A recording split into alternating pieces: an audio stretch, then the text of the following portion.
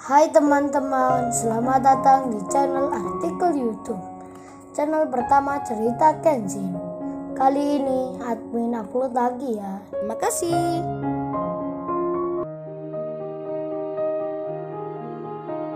Kisah pemuda kaya, anak bos besar, pemilik 73 perusahaan, yang menjadi cleaning service.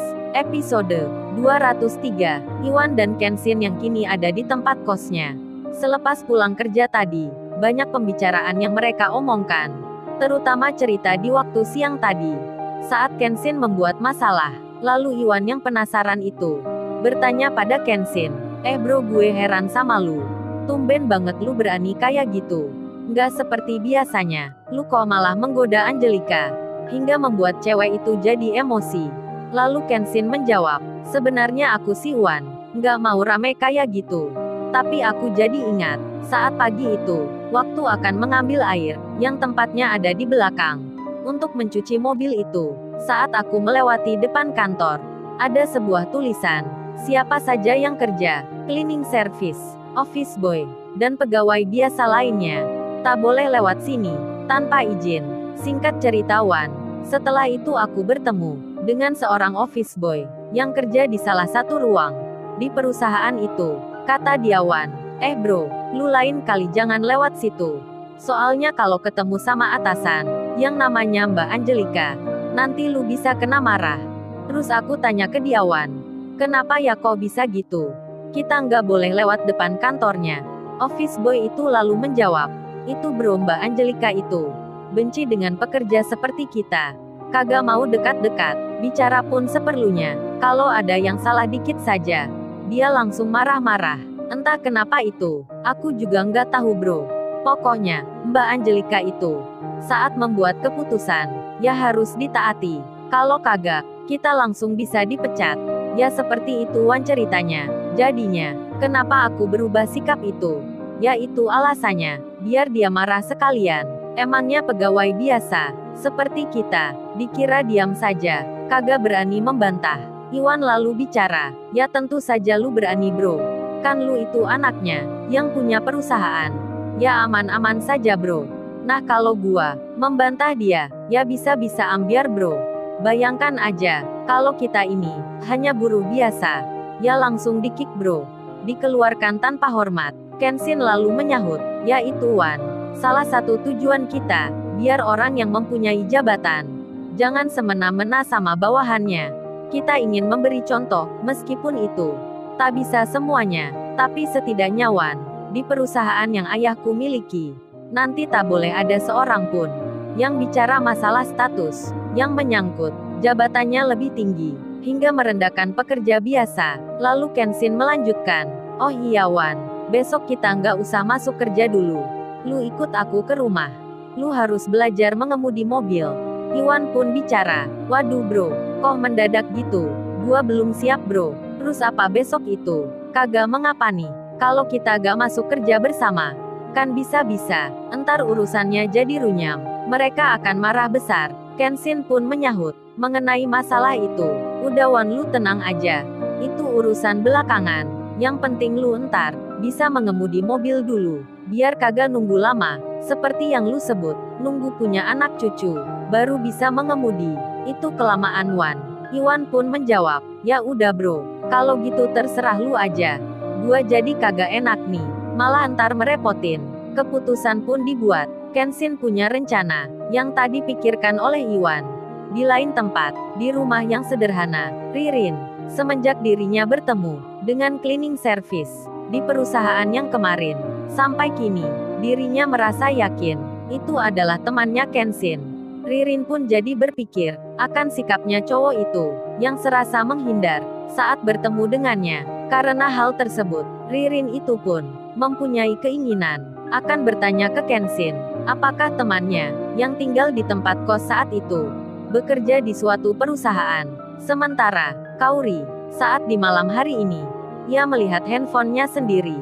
Lalu tak sengaja, ia menyentuh histori panggilan yang ada di handphonenya. Saat melihatnya, Kauri jadi tersadar, jika di waktu siang tadi, HP-nya ini, tak sengaja menelpon Kenshin. Waktunya terlihat jelas, pulsanya juga berkurang. Kauri pun lalu memperhatikan waktu dan menit dari durasi telepon itu. Karena hal yang demikian, Kauri lalu mengirim pesan. Ia menulis, babe, nomorku tadi. Kayaknya gak sengaja ya, menelpon di handphone kamu. Ini soalnya baru aku lihat histori panggilannya, menelpon nomor kamu. Pesan pun terkirim. Tak lama berselang, Kenshin pun membacanya. Lalu ia membalas, oh gitu ya rupanya, makanya kok aku angkat tadi. Nggak ada yang jawab. Lumayan loh sampai lama. Mungkin nomornya kamu Kauri. Lagi kangen kali ya, sama nomor HP-ku. Hei. Kenshin bercanda. Kauri pun menjawab, kok gitu nggak kamu matikan langsungnya? Kan pulsaku jadi berkurang banyak nih. Lalu Kenshin menulis, segera saja terkirim. Emangnya, pulsa kamu berkurang berapa ya? Apa itu? Ada pengaruhnya gitu, sama kamu ya Kauri? Atau jangan-jangan kamu kagak bisa beli pulsa nih? Hahaha, Kenshin bercanda, menggoda Kauri. Kauri pun segera mengirim balasan. Oh menghina ya kamu, pulsaku tak pernah habis tahu. Selalu isi tiap waktu. Kenshin lalu menjawabnya, nah kok gitu kamu protes? Katanya pulsamu berkurang drastis. Kauri pun segera membalas, kan aku hanya cerita saja. Emangnya nggak boleh nih, cerita kayak gitu? Dengan segera Kenshin menyahut, ya boleh-boleh aja Kauri. Masa sama aku pakai rahasia segala, bener nggak itu? Lalu Kenshin bertanya, oh iya Kauri, kamu barusan ini panggil apa ya di awal tadi? Kok bukan namaku ya, yang kamu sebut?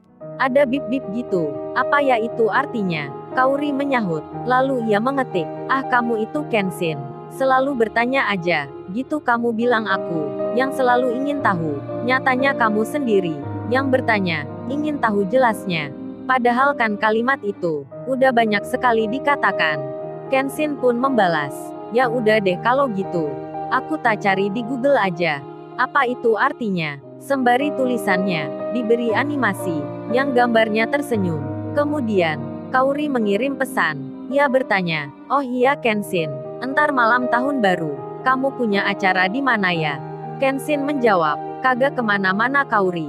Lalu Kauri membalas lagi, kalau gitu kamu di rumahku aja ya.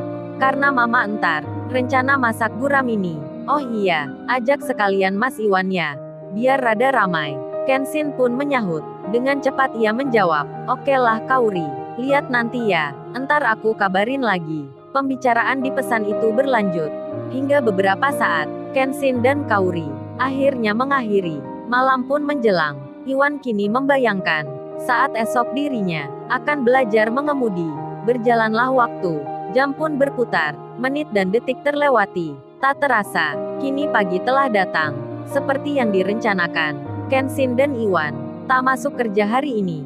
Di lain tempat, di suatu perusahaan, Angelika, yang kemarin ke kantor HRD, dirinya yang mencari seorang staf.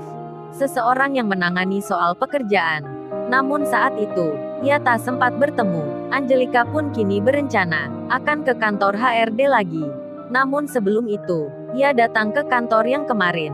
Yang ada Susanti di situ. Jam pun saat ini terlihat pukul 10 pagi. Angelika yang datang segera mendapat kabar, Mbak, ternyata cleaning service yang kemarin itu sampai jam segini, dua-duanya gak nampak kerja. Mungkin mereka itu sudah dipecat kali. Angelika yang memang masih menyimpan marah itu sontak senang mendengarnya. Kemudian ia bertanya, apa beneran ya berita itu? Apa kamu sudah tanya ke staf HRD? Atau sudah ke ruang cleaning service-nya? Kalau mereka sudah diberhentikan kerja? Mendengar hal itu, salah satu pegawai kantor tersebut menjawab, belum Mbak, tapi kelihatannya sih sudah. Terbukti keduanya nggak kelihatan kerja hari ini. Angelika pun menyahut, baguslah kalau gitu. Pasti mereka itu takut. Tapi sayang, tak sempat gua menyuruh orang untuk mukulin yang satunya itu. Siapa itu namanya? Angelika bertanya. Susanti lalu menjawab, oh yang itu namanya Kenshin Mbak. Angelika menyahut, ya itu yang bikin gua marah sekali. Di lain tempat, Iwan sudah sampai di rumahnya Kenshin.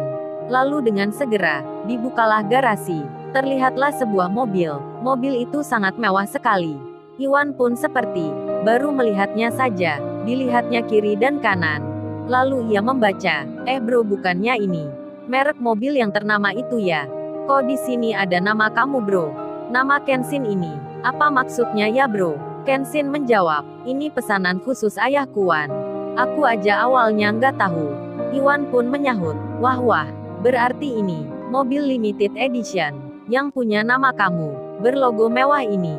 Sementara, di saat yang sama, di waktu jam ini, nama Kenshin yang dimaksud itu begitu dibenci sekali oleh banyak pegawai yang ada di suatu ruang kantor. Bahkan salah satu wanita yang bernama Angelica yang mengaku bos di situ, di perusahaan tempatnya kerja, menulis nama Kenshin di buku catatannya dengan tanda silang merah, yang artinya seseorang yang bernama ini dilarang kerja di sini. Lalu, bagaimana kisah selanjutnya? Subscribe channel ini untuk episode berikutnya. Terima kasih. Jangan lupa ya guys, untuk kelanjutan ceritanya ada di artikel YouTube. Jangan lupa subscribe ya guys, dan tekan notifikasinya